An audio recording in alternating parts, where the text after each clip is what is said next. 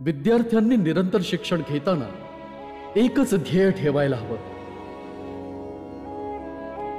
नेहमी जीवापाड मेहनत करून ज्ञान मिळवणं. या बाहेर जाऊन दुसऱ्याला कोणाला तरी घेऊन येतो. शेठजी मलाच ठेवा की झाडलोट सफाई समज करी. आता समजलं मला की तुझ्या भीमरावचं एवढं नाव का आहे. अरे ज्याचा बाप एवढा स्वाभिमानी असेल तर मुलामंदी पण ती येणारच की. काय झालं भीम, इतका का घाबरलायस? हे लोक कोण आहेत आणि अशी का आहेत? ह्यो मडकं बघतोय ना, मोठ्या समाजातल्या लोकांच्या वाडीतून जाऊ तेव्हा आमची थुंकी त्यांच्या जमिनीवर नाही पडली पाहिजे. लक्षात ठेव भीमराव, उद्या जेव्हा तू इकडनं जाशील तेव्हा तुला बी असंच जावं लागेल. माझा पोरगा भीम असं कधीच नाही करणार. तो एक योद्धा आहे. तो या सगळ्या वाईट गोष्टींना कधीच जवळ नाही करणार.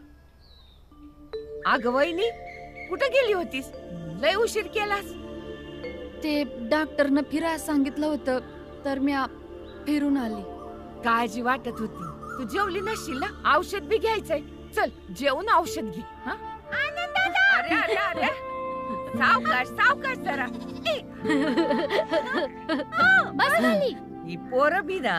अरे आनंद दादा, वाटायचं तर नीट वाटती, असं कोण वाटतं? नाही काय झालं आता, कशा पायी भांडताय? आई, ज्या पोरीने गावापुढे सांगितलं होतं ना की मला शिकायचं आहे, त्या पोरीनं खीर पाठवली आहे. पर आनंद आता बघ की कवापासून एकटाच खातोय. नाही नाही, मी दिली होती थोडीशी. नाही दे की रे, खाऊ द्या त्याला, नाही द्यायचा त्यो. माहित आहे ना, गोडा धोडाचं पुढ्यात वाढल्यावर हात बांधलं तरी ऐकायचा नाही त्यो. तुम्हा समद्यामध्ये जास्त खाण्यापिण्याची आवड त्याला आहे. दमच निघत नाही बघ त्याचा. लहान असताना 1 तास 2-2 पेलं दूध प्यायचा तो. आई,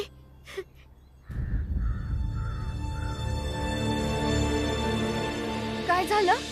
हा आई, मी कवच गळ्यात मडकं अडकवून आणि झाडू बांधून फिरणार नाही.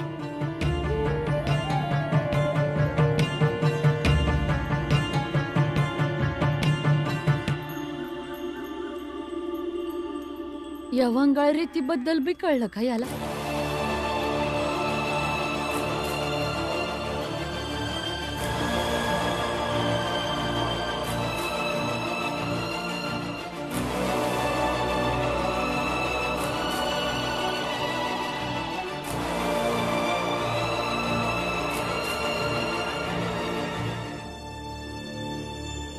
भीम, माझ्याकडे बघ. वास्तवाला असं घाबरशील तर मग लढशील कसं?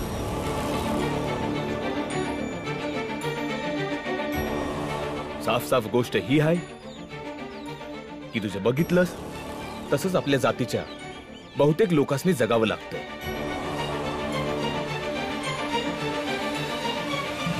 आणि ही त्यांची लाचारी आहे.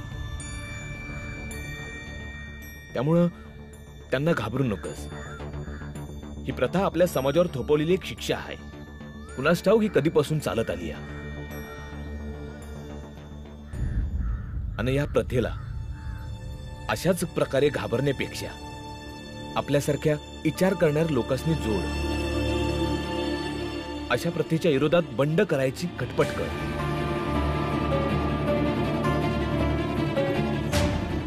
याचा अर्थ हा नाहीये की आपण समजे मारामारी करायची, भांडण करायचं. तर स्वतःला आपण समद्यांनी तेवढं लायक बनवायचं, म्हणजे लोकांचं आपल्याकडे बघायची नजर बदल.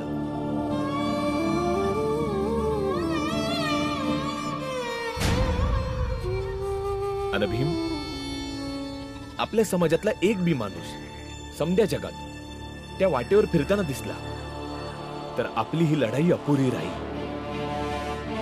स्वतःचा विचार करू नकस, समद्यांचा विचार कर. समजलं?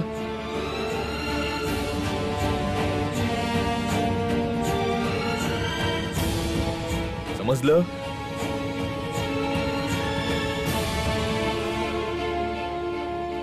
जाऊ दे भीमाबाई, विचार करू दे. आत्मचिंतनानं माणसाचं मन घट्ट होतं आणि ते गरजेचं आहे.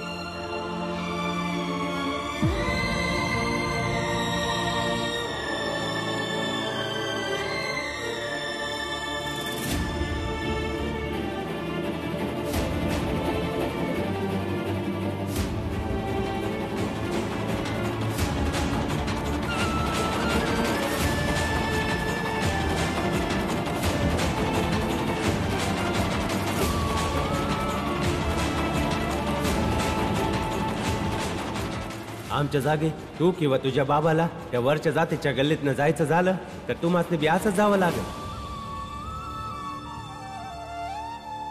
चलिए पंडित जी, आओ पंडित जी. पंडित जी, शेठजी, मंगेश आणि विशाल उद्या सुटून येतील. आमचं समद बोलणं झालंय वकिलांसोबत. वय एकदा का शेठची बाहेर आले की मग त्या रामजी सकपाळाला आणि त्याच्या कुटुंबाचा हिसाब करून टाकू. करावं तर लागेलच. आता या लोकांनी अंथरुणाच्या बाहेर पाय पसरवायला सुरुवात केली आहे. त्या मुलाचं धाडस तर बघा. माझ्या क्षमतेवर बोट ठेवू लागलाय तो.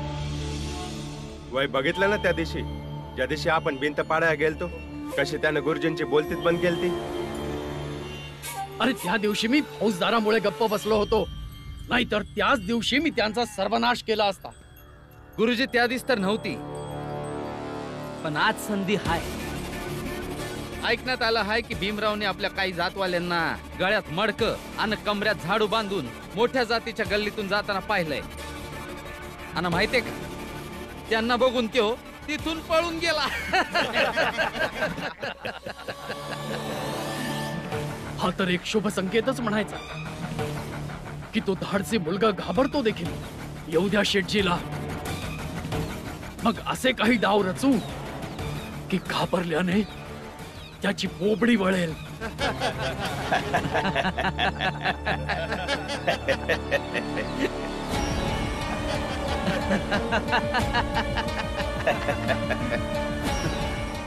अच्छा, म्हणजे बाबा आल्यावर पुन्हा एकदा नवीन नाटक सुरू होणार आहे. तर पण मला ही गोष्ट भीमरावचे वडील आणि त्याच्या घरातल्या लोकांना सांगायलाच हवी.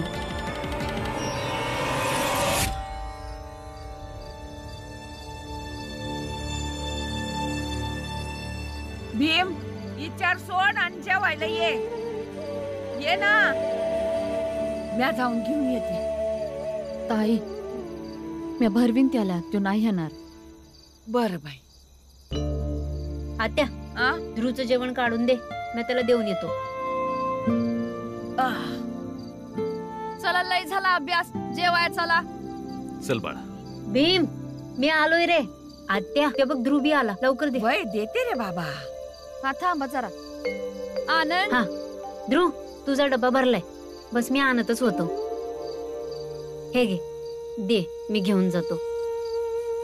आणि मी तुम्हाला काहीतरी सांगण्यासाठी पण आलोय की माझे वडील आणि चहावाले मंगेश काका उद्या जेलमधून सुटणार आहेत, तेव्हा थोडे सावध राहा.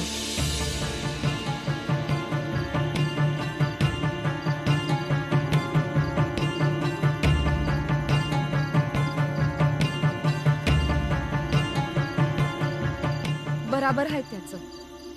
आपल्याला त्याच्या नादाला लागायची गरज नाही. आपण भलं ना आपलं काम भलं. अगं पण आपण स्वतःहून कुठं करतोय हे सगळं? त्यासने तर आपली आणि आपल्या कामाची चढचण होती. ते काय मला ठाव नाही. उद्यापासून त्यांच्या तोंडाला लागायचं नाही. कवा कवा माझं ऐकत जावा.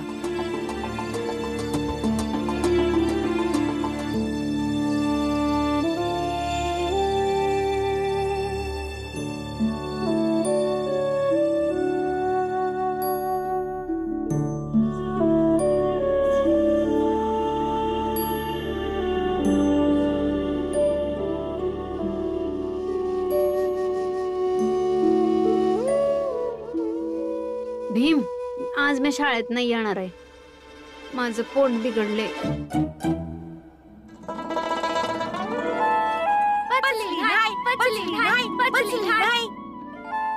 काय पचायचं नाही?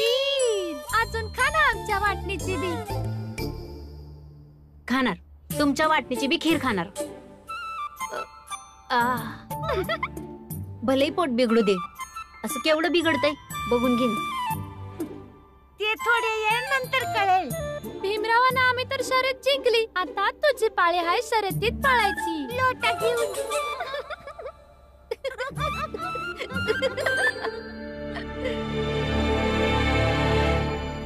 जा जा शाळेला जा, नाहीतर तुझ्या बिगर भीमाचं मन नाही लागायचं. मी शाळेत जाऊन अभ्यास करू का सारखं सारखं उठून राहू?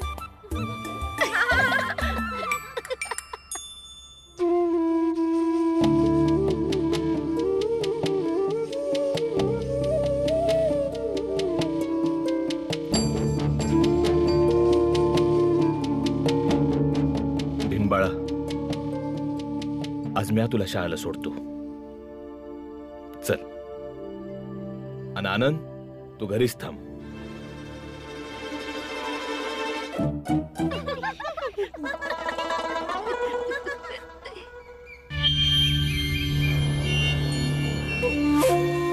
शेठजी, काहीतरी विचार करायला लागल. या रामजी सकपाळचं काहीतरी करावं लागलच. तो बघा येतोच आहे. त्या दोघांना जवळ तर येऊ देत जरा.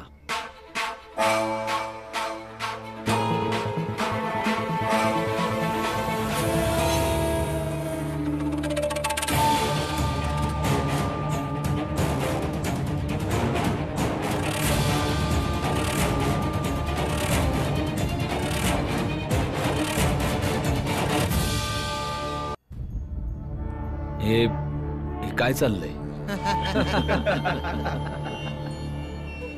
तुम्ही दोघे इथून जाऊ शकत नाही. हे बघा, मला जाऊ द्या. मी मला शाळेला घेऊन जायचंय. शाळेत सोड किंवा नरकात सोड, पण इथपासून शाळेपर्यंतची जमीन माझी आहे.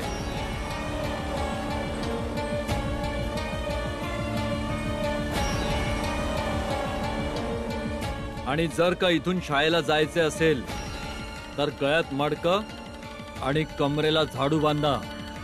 रोज तर याच रस्त्याने जातो, मग आज काय झालं?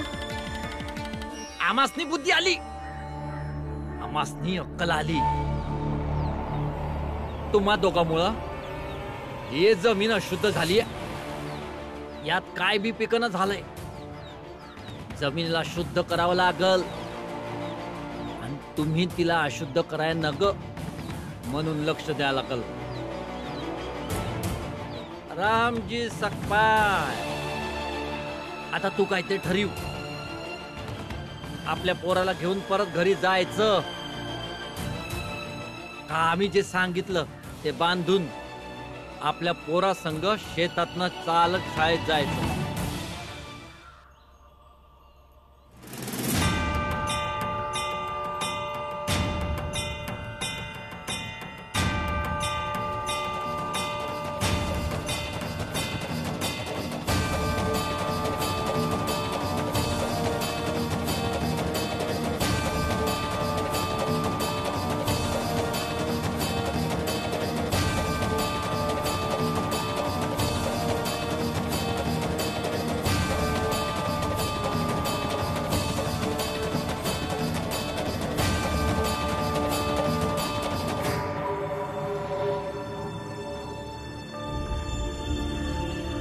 मी माझ्या पोराला परत घरला तर घेऊन नाही जाऊ शकत.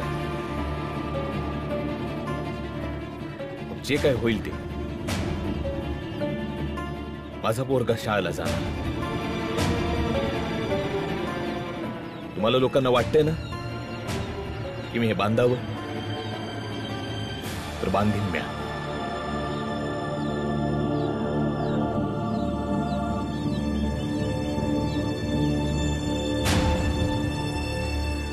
म्या माझ्या पोराला पाठीवर बसून घेऊन जाणार नाही. तुम्ही दोघांनी पण बांधायचं.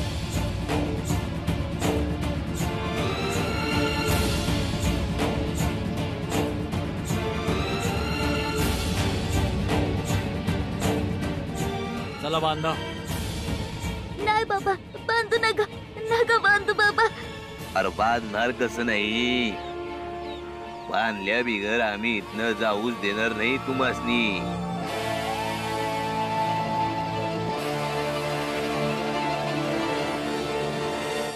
बाबा बाबा नाही, बाबा बाबा नाही. काय काय झालं भीमा? काय नाही. काय झालं? काय झालं भीमा?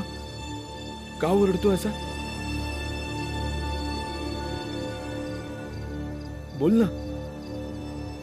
बाबा तुम्ही ठीक आहो ना? हा बाळा, म्या ठीक आहे. पण ते मडक आणि झाडू.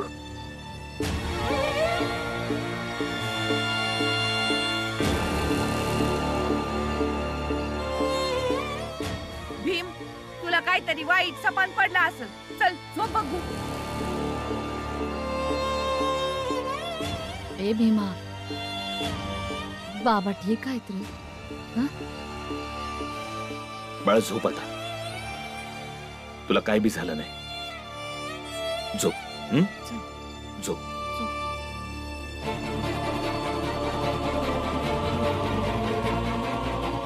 झोप चल.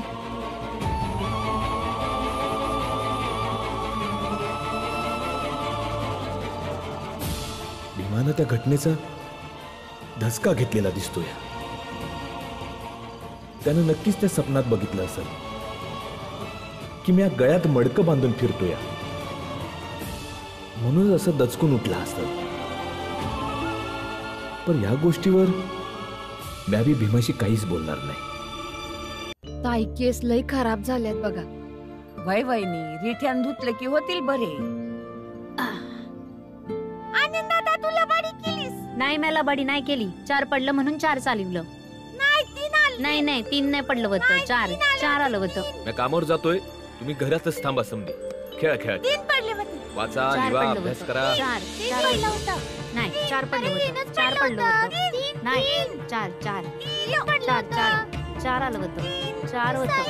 4 होतं. 4 होतं.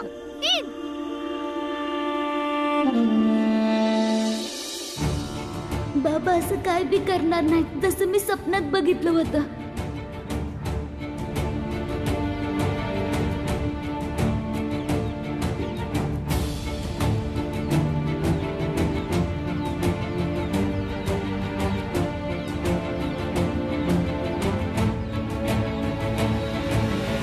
दादा पुढे तिकडे सोडशील का? वय बसा. ठीक आहे.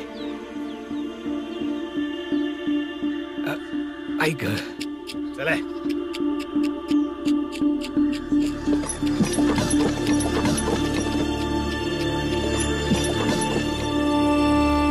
बाबासनी काय बी होणार नाही.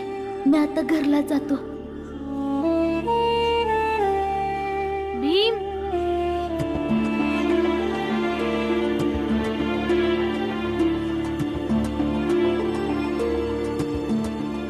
काय झालं? तुला दुखापत कशी झाली? मी ठीक आहे भीम. कुठं बरी आहेस? सांग की काय झालं? नाही, मी परत शाळेत जाणार म्हणाले तर बाबांनी मला मारलं. पण मी एकदाही नाही रडले. फक्त मनात म्हणत राहिले की लढा दिल्यावर विजय मिळतोच. बस हेच सांगायला आले होते तुला. आता काहीतरी एकच होईल भीम. एकतर बाबा माझं म्हणणं ऐकतील, नाहीतर मला मारून मारून माझा जीवच घेतील. मग तू रोज रोज असं मार खाशील काय? भीम, सगळं गाव तुझी चर्चा करतं. मान्य, सगळे तुझी तक्रार करतात, पण त्यात सुद्धा तुझा लढाच जिंकतो बघ. मला सुद्धा तुझ्यासारखंच काहीतरी करायचंय, म्हणजे सगळे माझा तिटकारा करतील. मला नाही माहिती, पण मला पण तुझ्यासारखंच व्हायचंय भाऊ.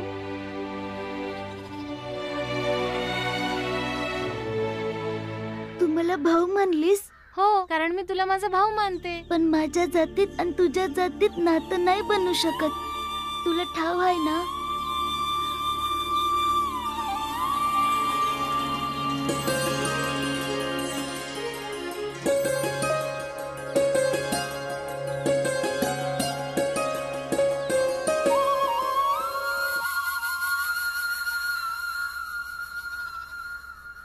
हात पुढे कर. कर की.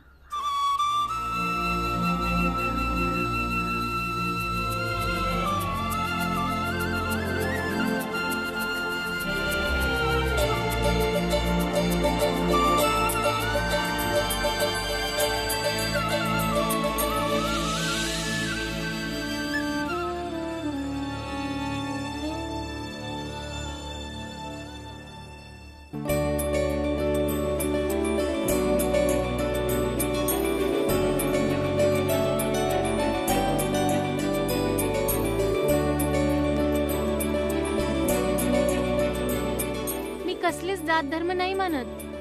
फक्त मी तुला माझा भाऊ मानते. हा समाज आपल्या भाऊ बहिणीच्या नात्याला कधीच नाही स्वीकारणार. म्हणून तू कुणालाच नको सांगू की माझ्या जातीची एक मुलगी तुझी बहीण आहे. न मी कुणाला सांगणार की तुझ्या जातीचा एक मुलगा माझा भाऊ आहे.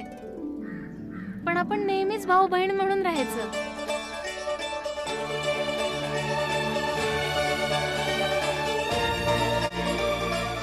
पण ताई, मी आता तुझी रक्षा कशी करू शकन? मला शिकवून. जेव्हाही तुला वेळ मिळेल मला शिकवत जा. शिक्षणापेक्षा मोठं अस्त्र काय असू शकेल स्वतःची आणि समाजाची रक्षा करण्यासाठी. बरे चल, मी जाते. कुणी बघितलं तर ओरडतील. ठीक आहे ताई, काळजी घे. हा,